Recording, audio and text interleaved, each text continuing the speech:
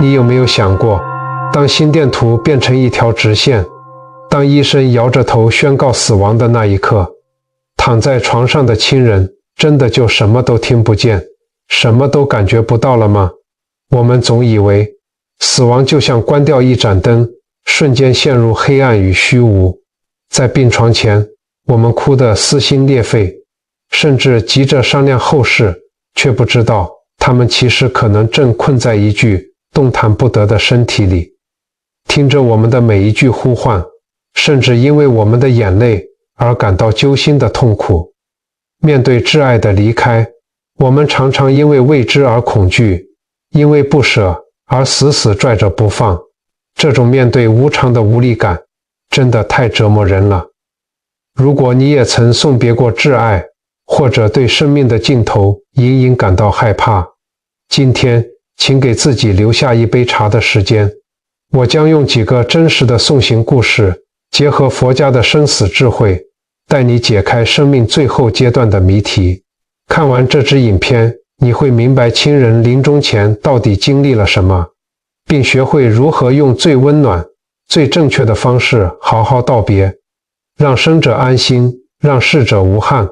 在解开这个谜题之前，我想先给你讲一个真实的场景。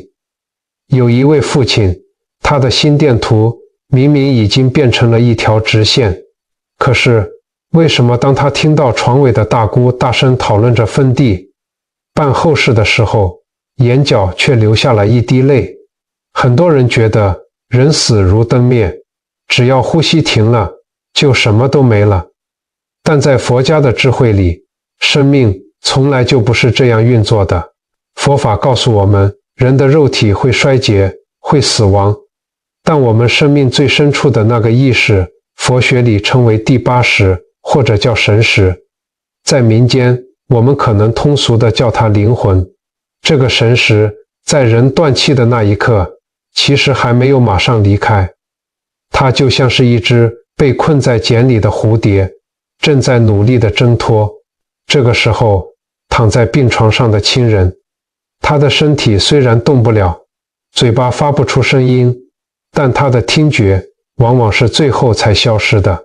周围人说的每一句话，甚至心里的每一个念头，他都感受得清清楚楚。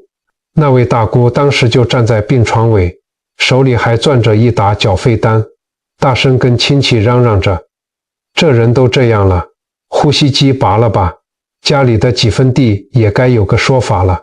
在这个冰冷的重症监护室里，各种仪器滴滴作响。这位父亲躺在那里，脑海里或许正闪过他辛劳一生，拼命拉扯大孩子们的画面。他曾经用这具身体为家人遮风挡雨，如今却只能眼睁睁听着亲人在自己胃寒的骨肉前盘算利益。那滴泪不仅是对生的眷恋，更是对人性冷暖的彻底无奈，重重地砸在了洁白的床单上。他其实是在无声地告诉家人，我还在这里，我都听得见。说到这里，你可能会问，既然神识还在，那面对死亡，人到底在害怕什么呢？其实啊，我们恐惧是因为我们把身体当成了真正的自己。我打个简单的比方，你就会明白了。我们的肉体就像是我们向这个天地租来的一间房子，你住在里面，一住就是几十年。你在这间房子里装修，摆满了你喜欢的家具，有你的回忆，有你的爱人，有你的牵挂。但是租约总有到期的一天，生老病死就是这份租约的期限。当死亡来临的时候，不是你这个人没有了，而是这间房子的租约到期了，房子变得老旧漏水，不能再住人了。你这个房客，也就是你的神识，必须打包行李搬到下一个地方去。我们之所以害怕，是因为我们舍不得这间老房子，我们忘记了自己只是个房客。我们抓着门框不肯走，哭着喊着说，这是我家，我不要走。这种舍不得放不下，佛家称之为执念。为了解开这个执念，我想跟你分享一个唐代高僧，洞山良价禅师的故事。这个故事或许会彻底颠覆你对死亡的恐惧。洞山禅师是禅宗里修行极高的一位祖师。有一天，他知道自己世缘将近，这间肉身的房子租约要到期了。于是他剃了头发，洗了个澡，穿上干净的袈裟，敲响了寺院的钟，端端正正地坐着，准备离开这个世界。寺院里的弟子们一看，师父要圆寂了，顿时慌了手脚。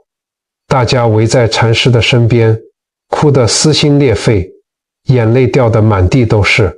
这个画面跟我们现在在医院病床前抓着亲人的手痛哭流涕，其实是一模一样的。就在大家哭得最伤心的时候，突然，本来已经闭上眼睛的洞山禅师竟然睁开了眼睛。他看着满屋子哭成泪人的弟子，没有感动，反而皱起了眉头。他叹了一口气，无奈地说：“出家人心不负物，是真修行，劳生息死，悲哀何益？”这话是什么意思呢？翻译成白话就是，我们修行人心本来就不应该执着于任何事物，活着是劳作，死了是休息，这本来就是宇宙的自然规律。你们哭成这样，到底有什么好处？太愚痴了。弟子们被师父这么一说，全都愣住了，眼泪挂在脸上，不敢再哭。洞山禅师看着这群还没开悟的徒弟，摇了摇头，吩咐掌管寺院伙食的知识僧说：“既然你们这么放不下，那这样吧，你们去办一桌鱼吃斋，给这些看不开的愚痴弟子们吃吧。”这顿鱼吃斋，说白了，就是禅师陪着大家吃的一顿告别饭。但是因为大家实在太舍不得师父了，这顿饭竟然吃了整整7天。在那7天的鱼吃斋里，原本应该是悲伤肃穆的告别，却变成了寺院里最奇特的一抹风景。洞山禅师端坐在主位，面前摆着粗茶淡饭，他不仅自己大口咀嚼，还像平日里拉家常一样，微笑着给弟子们夹菜，询问他们功课做得如何。窗外秋风扫落叶，屋内却暖意融融。有些小沙弥吃着吃着又红了眼眶，禅师便轻轻拿筷子敲敲他们的碗边缘，打趣道：“怎么，这饭菜不合胃口，还是嫌老和尚我吃的太多？”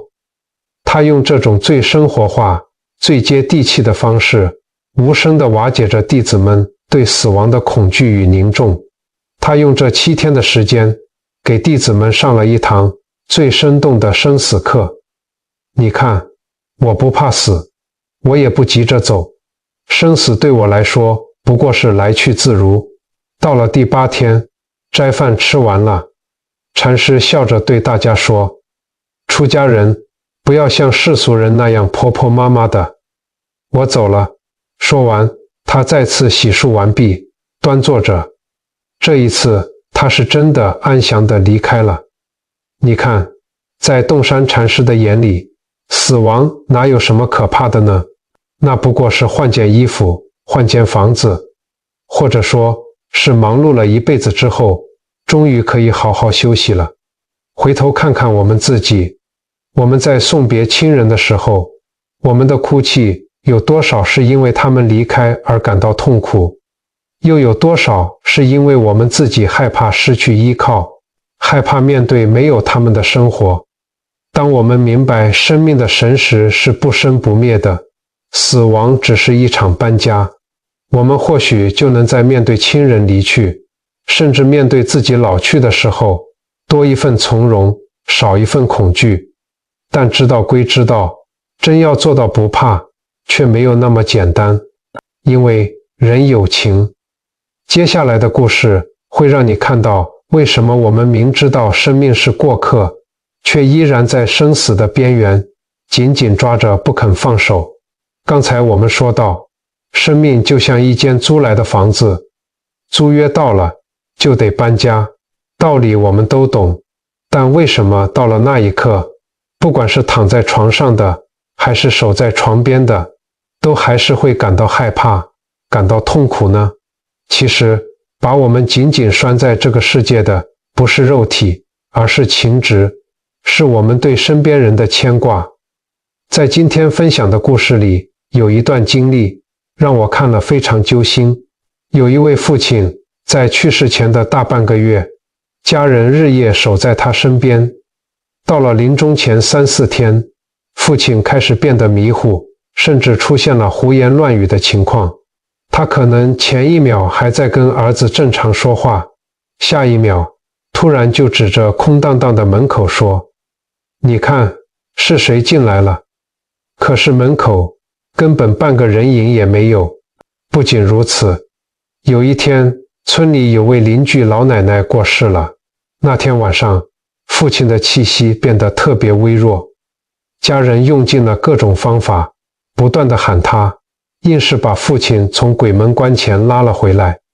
第二天早上，父亲精神突然变好了，还说想喝小米粥。喝完粥，他拉着儿子的手，叹了一口气说：“你知不知道，你耽误了我的事？”儿子听了一头雾水。父亲接着说：“本来啊，我要和隔壁那个老奶奶一起作伴走的，结果你们硬拉着不让我走。这下好了，剩下他一个人，路上连个伴都没有。”儿子听了很着急，赶紧说：“爸，您别瞎说，您一定会好起来的。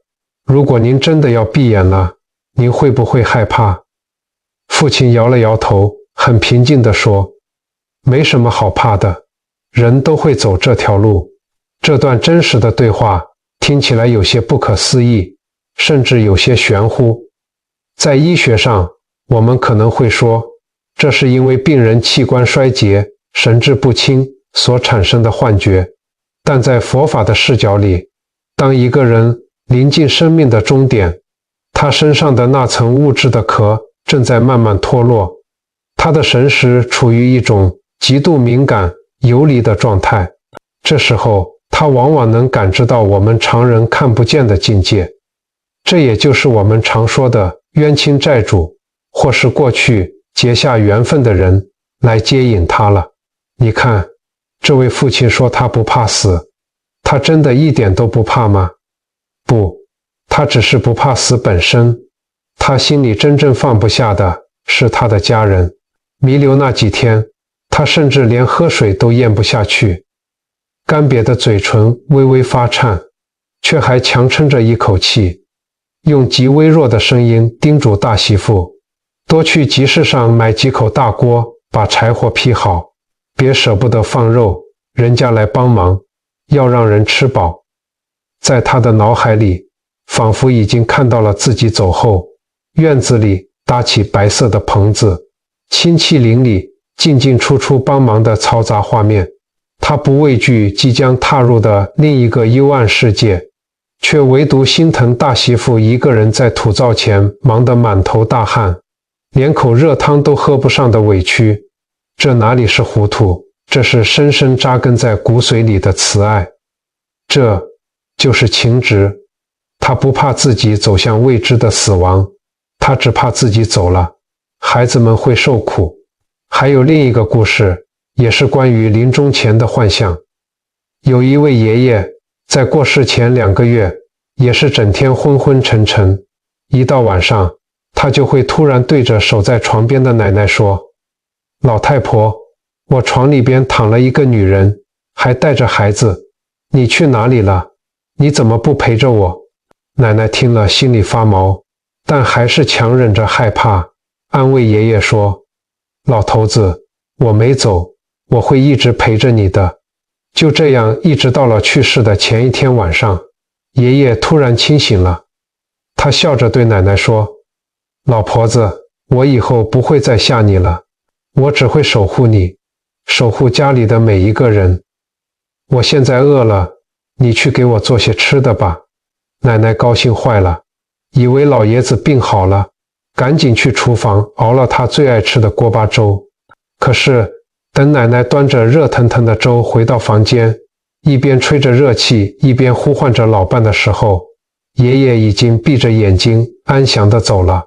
其实当奶奶在厨房里忙碌时，炉火映红了她满是皱纹的脸，她一边用长勺小心翼翼地搅动着锅巴粥，听着米粒在沸水中咕噜咕噜翻滚的声音，心里一边还盘算着，老伴儿终于肯吃东西了，这阵子折腾下来，可得好好给他补补身子。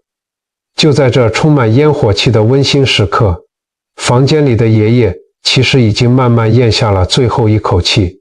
他选择在这短暂的清明时刻把老伴支开，是因为他不忍心看到相濡以沫几十年的妻子亲眼目睹自己断气时的惨状和面容。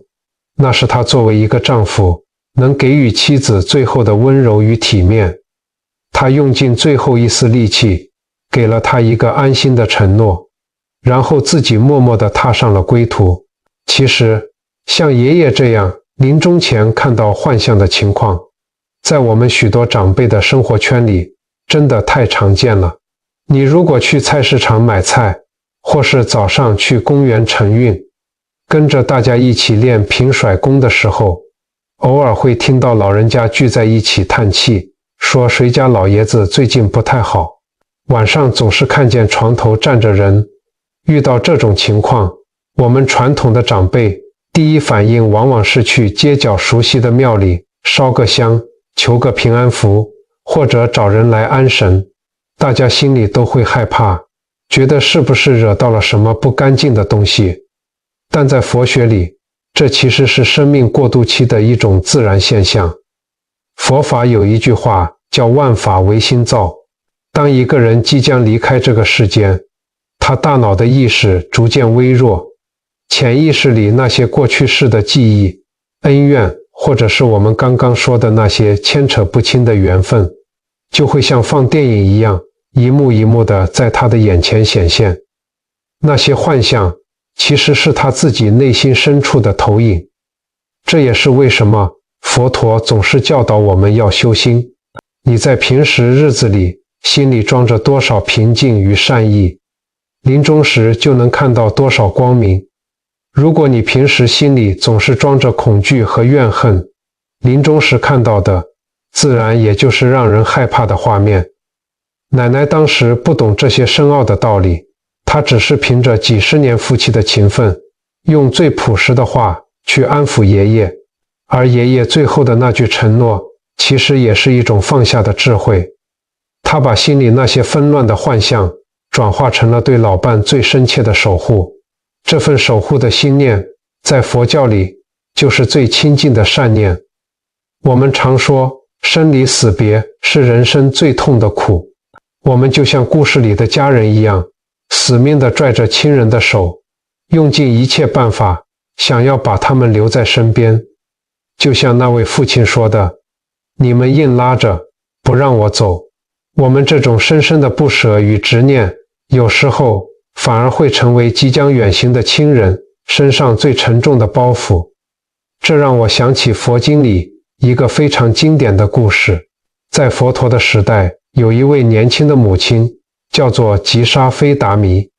她唯一的心肝宝贝不幸生病夭折了，她无法接受这个事实，就像疯了一样，抱着孩子冰冷的尸体，到处找人要药，逢人便问，求求你救救我的孩子，给他一点药吧。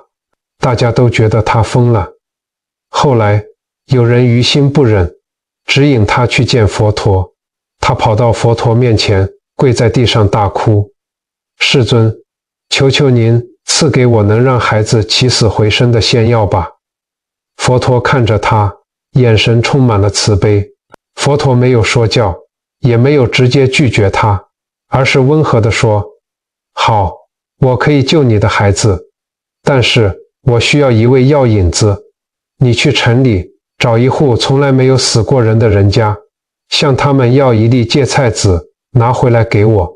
吉沙菲达弥听了，以为有了希望，立刻抱着孩子挨家挨户地去敲门。他敲开第一扇门问，请问您家里有芥菜籽吗？您家里有死过人吗？主人叹了口气说，芥菜籽我们有，但是我的父亲去年刚过世。他又敲开第二扇门，得到的回应是，我的妻子前几年难产走了。第三扇门，我的祖父上个月才离开我们。吉沙斐达米在那一整天里走破了脚上的草鞋，怀里的孩子也随着日落逐渐变得冰冷僵硬。他敲开一扇又一扇破旧的木门或华丽的大门，看到的却是一双双同样承载过丧亲之痛的红肿眼睛。有人拉着他的手，向他倾诉失去幼子的痛楚；有人指着墙角的灵位，默默落泪。随着夕阳西下，晚霞将全城染成悲凉的红色。他麻木的内心突然被一种巨大的共鸣击中了。原来这世间根本没有一座不会降临死神的庇护所。他怀里抱着的不是命运对他个人的诅咒，而是众生皆苦的必然缩影。那一刻，他突然醒悟了。他明白了，死亡不是对他一个人的惩罚，而是每一个生命都必须面对的自然法则。他终于放下了心中的执念，把孩子安葬，然后回到了佛陀的身边。我们现在是不是也像那个抱着孩子到处求药的母亲？我们总以为只要我们哭得够大声，只要我们抓得够紧，亲人就不会走。但其实我们的眼泪，我们的舍不得，只会让那只即将破茧而出的蝴蝶被困在网里苦苦挣扎。当亲人的租约到期，不得不搬家的时候，我们最大的爱或许不是死死拉住他们，而是用最平静、最温暖的语气在他们耳边轻轻说一句，你放心走吧，我们都会好好的。这份放下不仅是放过了自己，更是给了他们最好的一份送行礼。刚才我们聊到了放下，聊到了不要用眼泪去牵绊即将离开的亲人。但是生而为人，我们有血有肉，有情有爱。面对死亡，有几个人能真正做到心如止水，毫不畏惧呢？在今天收到的留言中，有一段经历，我看着看着眼眶就红了。这位网友说，他的父亲被病魔折磨得骨瘦如柴。那几个夜晚，他守在医院的病床前，父亲的状况越来越不好，嘴里一直喊着想让另外2个弟弟也来送他回家。眼看着父亲快不行了，家人赶紧拿出了早就准备好的寿衣，想帮父亲换上。这套衣服原本还是父亲清醒时自己千叮咛万嘱咐要家人提早置办的。可是当衣服穿到一半，父亲突然意识到穿在自己身上的是寿衣。那一瞬间，原本虚弱的父亲不知道哪里来的力气，突然开始挣扎。他不愿意穿，他求着家人赶快帮他脱下来。他说，我不穿，我不要穿这个。只要有护士或家人经过他的身边，父亲就会伸出那双瘦骨嶙峋的手，死死地想要牵住别人。这位网友写道，我知道父亲不想死，他舍不得我们，他害怕死亡。是啊，他害怕。后来父亲被接回了家里的客厅，在我们这边传统的习惯里，这叫做留一口气回家。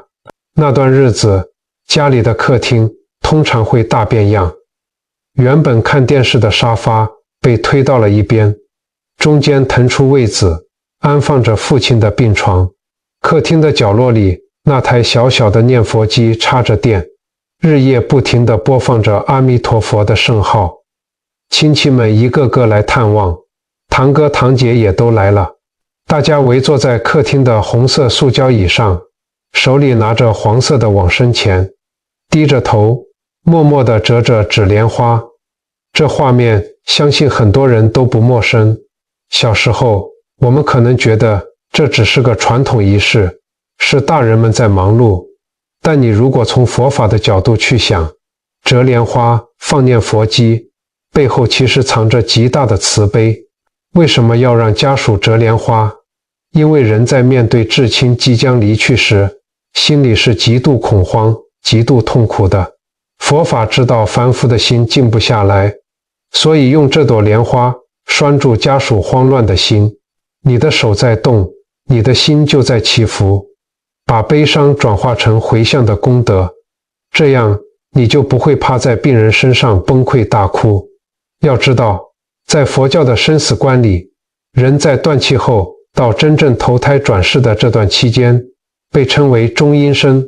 这个时候，往生者的听觉不但没有消失，反而会比生前敏锐好几倍。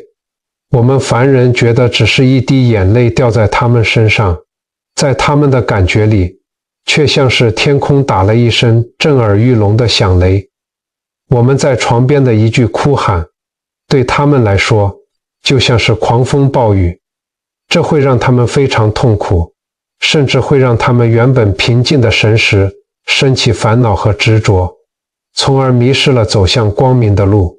所以客厅里那句平静的佛号声，亲戚们手里沙沙作响的折纸声，其实都在为这位父亲营造一个安宁的磁场。父亲非常清醒，他听着念佛机的声音，看着亲人们为他折的莲花，眼泪顺着眼角不住地流。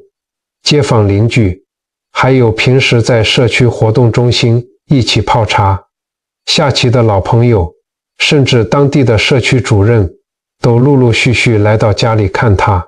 父亲逐一喊着大家的名字，叮嘱弟弟要看好这几个孩子，要他们姐弟三个好好团结，千万不要闹矛盾。父亲把所有人都交代了一遍，可是他却迟迟不肯闭眼。他在等那个远在外地工作，没能及时赶回来的孙子。那套深蓝色的真丝寿衣穿在身上，布料冰冷而光滑。当家人颤抖着将衣袖往他手臂上套时，仿佛彻底断绝了他的希望。而在苦苦等待孙子的那几个小时里，他的喉咙里发出呼噜呼噜的痰音，每一次呼吸都需要耗费全身的力气，胸腔剧烈地起伏着。那个远方的大城市，距离家里有几千公里。他知道孙子在赶往机场的路上心急如焚，他大睁着那双浑浊的眼睛，哪怕眼角已经干涸，他也在用最后的一缕神识，倔强地为这根名为亲情的风筝线，死死地拽住最后一头。最后，家人实在不忍心看父亲这么痛苦，就走到床边，轻轻地跟他说：“爸，您走吧，等孙子回来，我们会跟他解释的，他会懂的。”父亲听了，微微点了点头，终于咽下了最后一口气。可是他的眼睛却还是睁着的，直到女婿走过去，在他耳边轻声说了一句：“爸，您放心走吧，我们都会很好的。”听到这句话，父亲的双眼才终于缓缓地闭上。我们常说死不瞑目，这哪里是带着什么怨气啊？这分明是带着满满的牵挂，带着对这个家最深沉的爱。看到这里，你还觉得人在死之前感到的害怕，是因为懦弱吗？不是的，在佛法的智慧里，这份牵挂叫做缘。佛家常说缘起缘灭，我们这辈子能成为一家人，是因为缘分聚在一起。当生命走到尽头，这份缘分就要散了。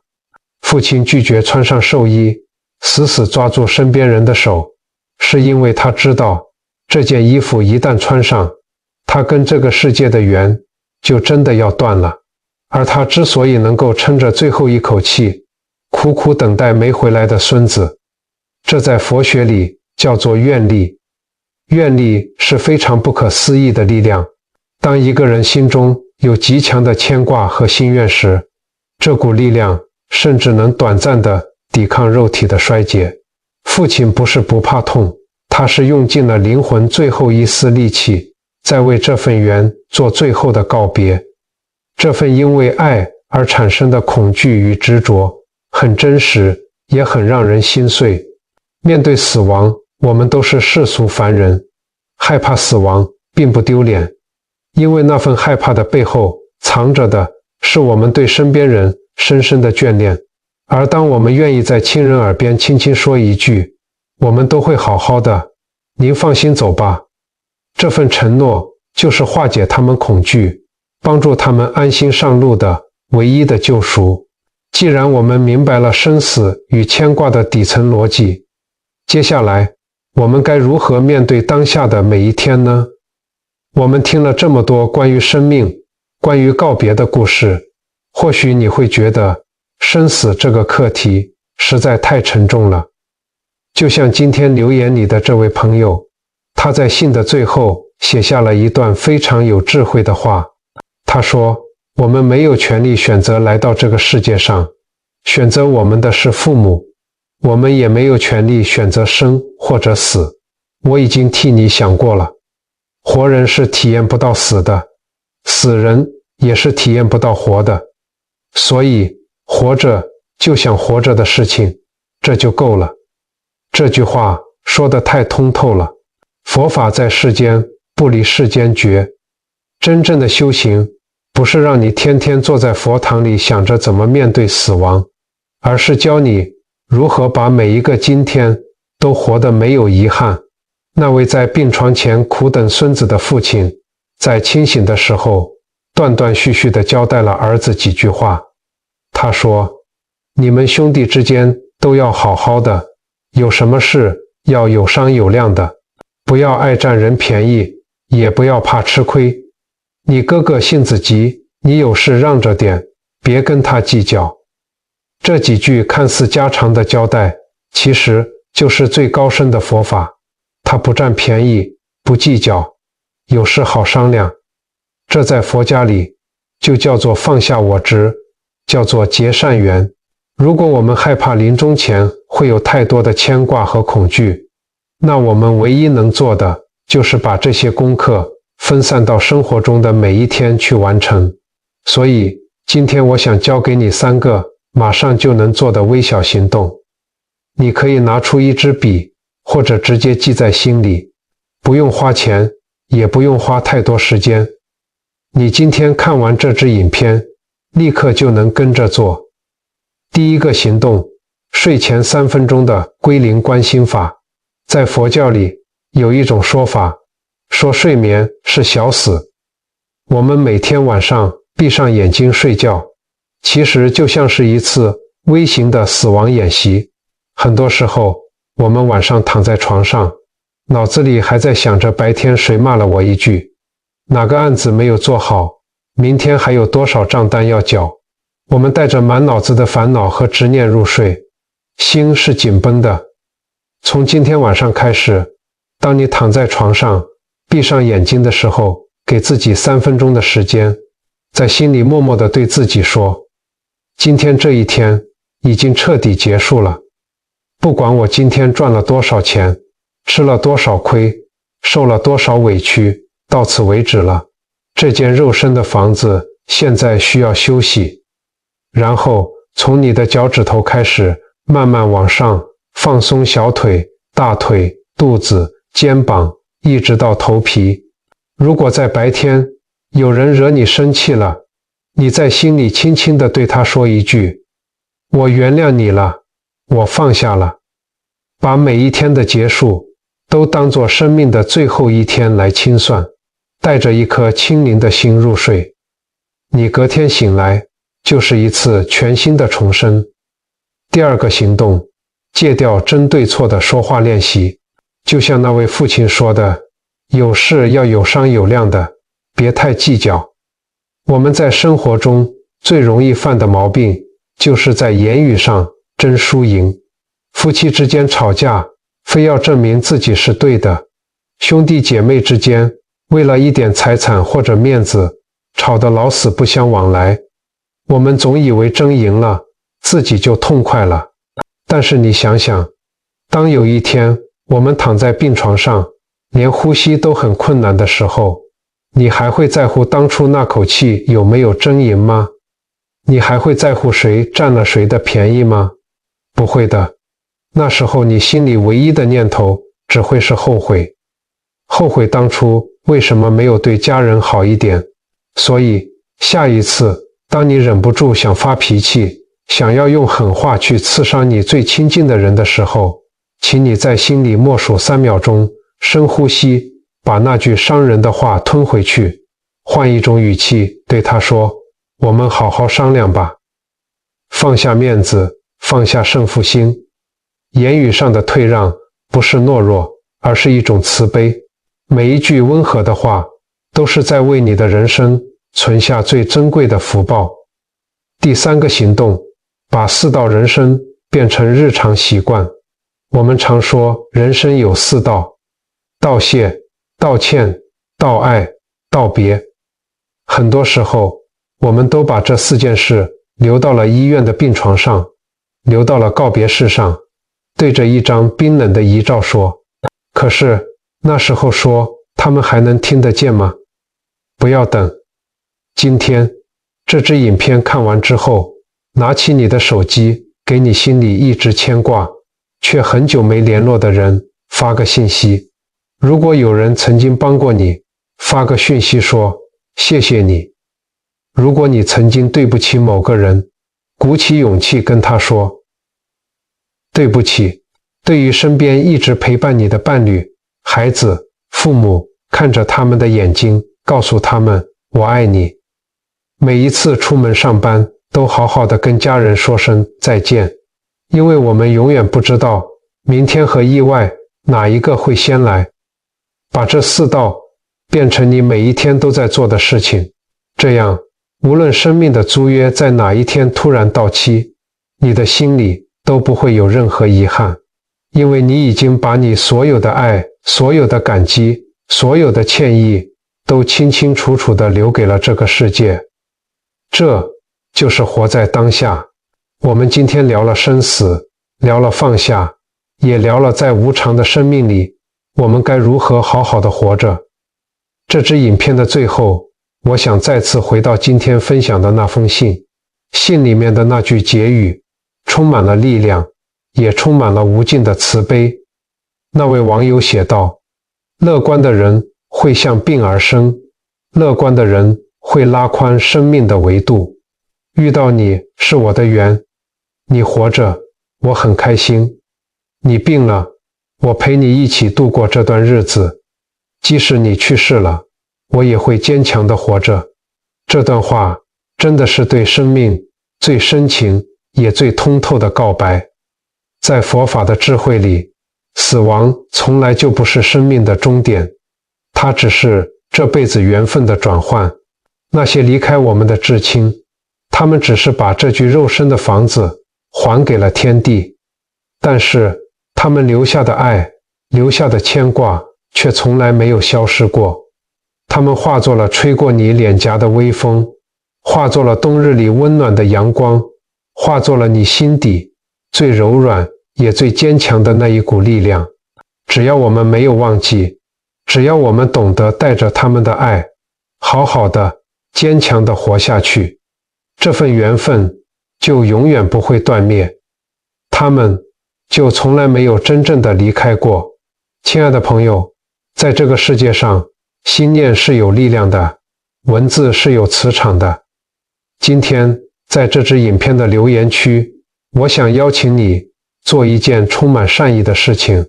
如果你心里也有一个已经远行的亲人，欢迎你在留言区写下你对他的思念，温柔地告诉他，你放心走吧，我会好好的。或者如果你只是偶然点开这支影片，也请你留下一句简单的善言，一句为天下人的祈福。让我们把这个留言区变成一个充满温度与包容的空间，用我们每一个人的善念凝聚成一个强大的正向磁场，让那些正在经历生离死别痛苦的人能从你的文字里找到一丝安慰与解药，也让那些已经远行的神识能够感受到这份来自人间的最平静的祝福。遇见你是我的缘。感谢你今天用一杯茶的时间陪我一起探讨这堂生命的功课。希望今天的影片能为你带来一点点心灵的平静。我陪你一起阅读成长，遇见更好的自己。愿世间所有的牵挂都能化为最温柔的祝福。愿你的每一天都活得清澈，没有遗憾。如果你喜欢今天的内容，或者这段分享带给了你一丝力量与平静，诚挚地邀请你为这支影片点个赞，并订阅我的频道。你的每一次关注与分享都是善念的传递，也能让更多需要温暖的人看见这份光亮。今天的分享就到这里，我们下期再见。